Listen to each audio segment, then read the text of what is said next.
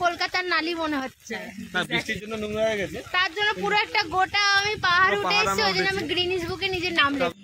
নমস্কার বন্ধুরা, স্বাগত আমার ইউটিউব চ্যানেলে। অনেক দিন পরে, অনেক দিন ঠিক না, অনেক মাস পরে আবার তোমাদের সঙ্গে একটা নতুন ব্লগ শেয়ার করছি। তবে এই ব্লগটা কয়েক মাসের পুরনো, যখন আমরা দার্জিলিং গেছিলাম। আমি পার্ট 1টা আমি তোমাদের সঙ্গে শেয়ার করেছিলাম, কিন্তু পার্ট 2, পার্ট 3গুলো আমার শেয়ার করা হয়নি। তো অনেকটা মাস গ্যাপ পড়ে গেছিলো, আর আমি ভেবেছিলাম হয়তো ভিডিওগুলো আমার ফোনে নেই।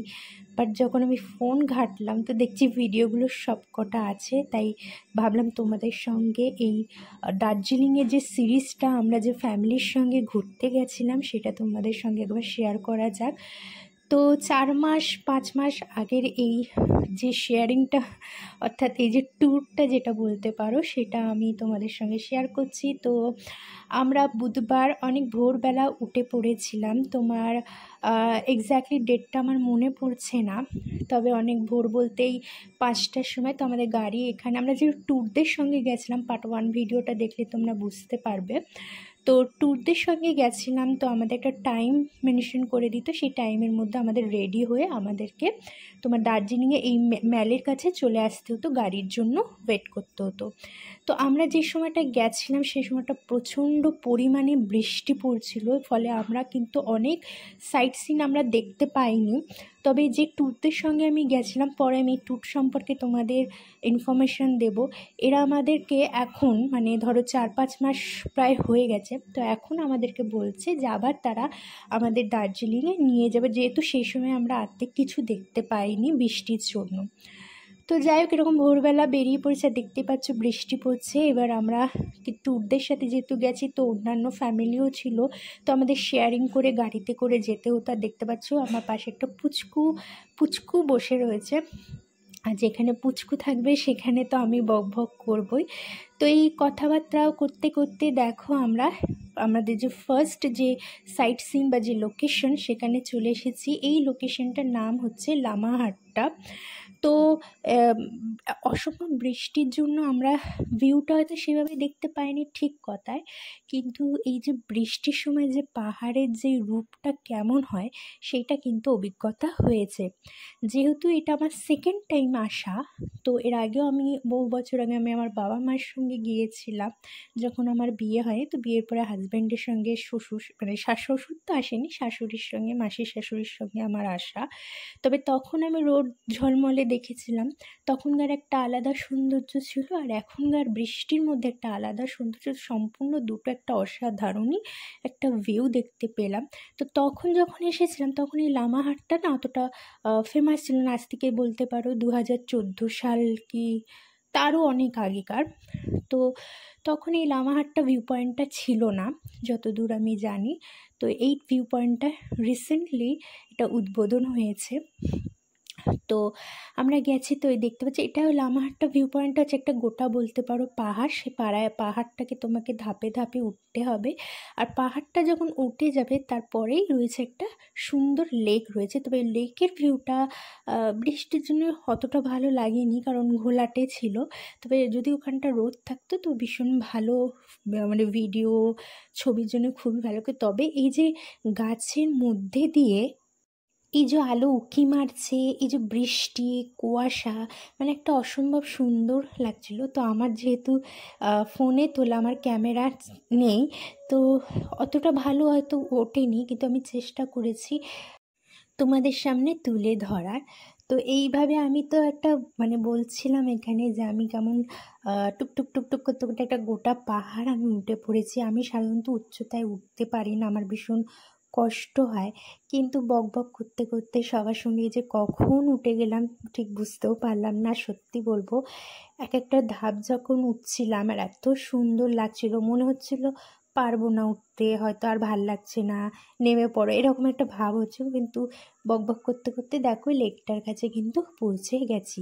আর পাহাড়টা কিন্তু বেশ উচ্চতা, বয়স্করা কিন্তু এখানে উঠতে পারবে না, তাই বয়স্কদের না নিয়ে যাওয়াই ভালো। আমাদের মতন ইয়ংরাই এত কষ্ট হচ্ছিল, তো বয়স্কদের তো হবে কষ্ট। আর বৃষ্টির সময় তো একদমই নিয়ে যাওয়া যাবে না, কারণ আমি অনেকবার পড়তে বেঁচে সেই লেক দেখার জন্য এসেছি আমরা। লেকটা তেমন কিছু নেই, যারা বয়স্ক তারা অ্যাভয়েড করাই ভালো। এই আবার কেমন লেক? এই তো পুরো আমাদের কলকাতার নালি মনে হচ্ছে।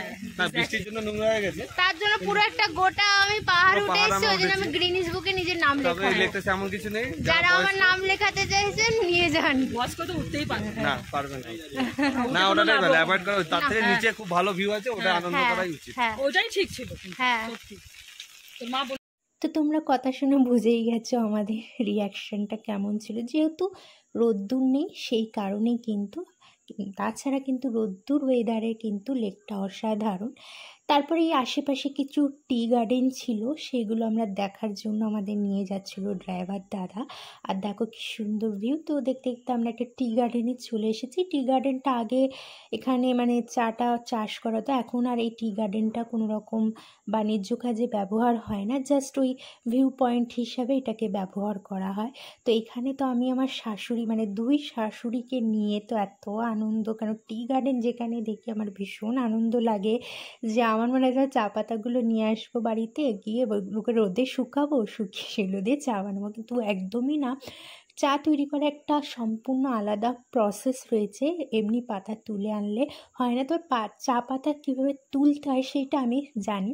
তো আমি আমার দুই শাশুড়িকে নিয়ে বলছি চলো চা তুলি।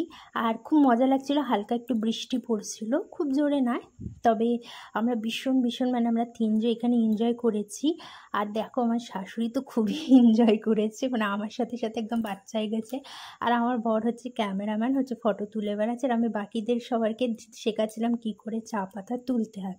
তারপরে আবার অন্য লোকেশনে যাওয়ার মাঝখানে আমরা এখানে খুব খিদে পেয়ে গেছিলো, তো আমরা ওই জন্য মোমো খেতে বসে পড়েছি। আর পাহাড়ি অঞ্চলে মোমো খাবো না হতে পারে না, এত সুন্দর টেস্টি মোমো মানে এইখানে গেলেই তবেই পাওয়া যায়। আর এখানকার একটা স্পেশাল চাটনি যেটা আমরা কিনেছি। তারপর খাওয়া দাওয়া সেরে আমরা দেখো এই লাভার্স মিট ভিউ পয়েন্ট দেখতে গেছি, মানে এই পয়েন্টটার নাম হচ্ছে ভিউ পয়েন্টটার নাম। এখানে দুটো নদী একসাথে মিলিত হয়েছে বলে এরকম নামকরণ করা হয়েছে। আর খুব খুব খুব খুব সুন্দর, শুধুমাত্র একটু রোদের অভাব ছিল, রোদটা যদি উঠতো তাহলে ফটোটা ভিডিওটা আরও সুন্দর আসতো। এক একটা জায়গায় রোদের খুবই প্রয়োজন ছিল, আবার এক একটা জায়গায় যেমন হচ্ছে তোমার লামাহাটটাতে আবার ওখানে বৃষ্টির ওয়েদারটা দারুণ লাগছিলো, তো এখানে একটু রোদে দেন। তারপরে পাশে এরকম খাবারের স্টল ছিল। আর পাহাড়ে হচ্ছিল না এই ধরনের একটা পেয়ারা, যেটা আমাদের কলকাতার সাইডেও এখন দেখছি পাওয়া যাচ্ছে। তো এই পেয়ারা মাখাটা আমরা ওখান থেকে খেয়েছিলাম, একটা পেয়ারা মাখা আমাদের 50 টাকা নিয়েছে। তারপরে আমরা এই যে আবার নেক্সট আমরা ভিউ পয়েন্ট দেখার জন্য গাড়ি করে যাচ্ছিলাম। আর কি সুন্দর লাগছে দেখো, শুধুমাত্র রোদের অভাবের জন্য দূরের ভিউ পয়েন্টটা ঠিকঠাক উঠছিল না। তারপরে এই যে গাড়ির মধ্যে এই দিদিটার সঙ্গে ভীষণ বকবক করছিলাম, দিদিটা খুব খুব খুব মিষ্টি। এখন যখন ভিডিওটা এডিটিং করছি দিদিটাকে খুব খুব মিস করছি, কারণ পুরো আমাদের ট্যুরটাই এই একমাত্র এই দিদিটাই আমাদের ভীষণভাবে এন্টারটেনমেন্ট করেছিল, এক মুহূর্ত আমাদের মানে বোর হতে দেয়নি, এত মানে আমাদেরকে মানে আনন্দ মাতিয়ে রেখেছিল। আর এই দিদিটা যেদিন আমাদের সাথে যেত না, মানে আমাদের মন খারাপ হয়ে যেত, আর ওদেরও মন খারাপ হয়ে যেত আমাদের সাথে না যাওয়ার জন্য। তারপর আমরা এই যে দেখতে দেখতে আরেকটা আমাদের একটা ভিউ পয়েন্টটা মানে রাস্তার ধারে একটা তোমার ভিউ পয়েন্ট এমনি দাঁড় করালো, মানে ওখানে তোমরা চা পাতা কেনো, এমনি ফটো টটো তোলো, তো এরকম ছোটোখাটো অনেক ভিউ পয়েন্টটা আমাদের দাঁড় করিয়েছিল। আর মেন ভিউ পয়েন্ট কিন্তু বন্ধ ছিল, আমরা অতটা দেখতে পারিনি বৃষ্টির জন্য, আর নেবেও কোনো লাভ ছিল না, কারণ ওখানে গিয়ে ওদের যে ড্রেস আমরা পরতে পারবো না। তারপরে দেখো ওখানকার যে স্ট্রিট ডগগুলো কত সুন্দর, যেই ডগগুলো আমরা কলকাতায় নিজেদের ঘরের মধ্যে রাখি সেই ডগগুলো আমরা ওখানে রাস্তায় ঘুরতে দেখি। তারপর আমরা বিকেল ওই 5:30টার সময় হোটেলে ফিরে এসেছি। আর এসে আমরা দেখো দুপুরের লাঞ্চটা বিকেল বিকেল 5:30টার সময় করছি। আর লাঞ্চের মধ্যে আমাদের একটা মিক্সড ভেজিটেবলস ছিল, ডিম কারি ছিল, ডাল ছিল, পাঁপড় ছিল, পুরো বাঙালি খাবার ছিল, অসম্ভব টেস্টি। তারপর আমি রুমে এসে তাতে ভিজে পুরো স্নান করে গেছিলাম, জামা কাপড় ছাড়লাম। আর এইখানে দেখো আমার প্যান্টের অবস্থা, এটা কিন্তু রক্তের দাগ। যখন আমি টি গার্ডেনে ছিলাম কখন ওখানে আমার পায়ে খোঁচা লেগে গেছিলো আমি জানিও না। এই দেখো এরকম ডিপ খোঁচাটা লেগেছে, যেটা এখনও পর্যন্ত আমার পায়ে দাগ রয়েছে। তো এরকম কখন যে এতটা ব্লিডিং হয়েছে আমি খেয়াল করি, বাড়িতে এসে যখন প্যান্টটা চেঞ্জ করি তখন দেখি যে এরকম দাগ হয়েছে। তারপর যখন এই সন্ধ্যে 6:30 7টার সময় আমরা সবাই একসাথে আমাদের যে ট্যুরের অন্যান্য মেম্বার ছিল গল্প করছিলাম, এই পুচকুর সঙ্গে নাচ গান করছিলাম। তো এইভাবে আমাদের সেকেন্ড ডেটা আমাদের ওখানে কেটে গেছে। তো আমরা এই 5 দিন কি 6 দিনের মতন আমাদের ট্যুরটা ছিল। তো বৃষ্টির জন্য অনেকটা আমরা সাইট সিন দেখতে পারিনি, তবে যেটুকুনি দেখেছি খুবই ভালো লেগেছে। তো এইভাবে আমাদের দিনটা কেটে গেল।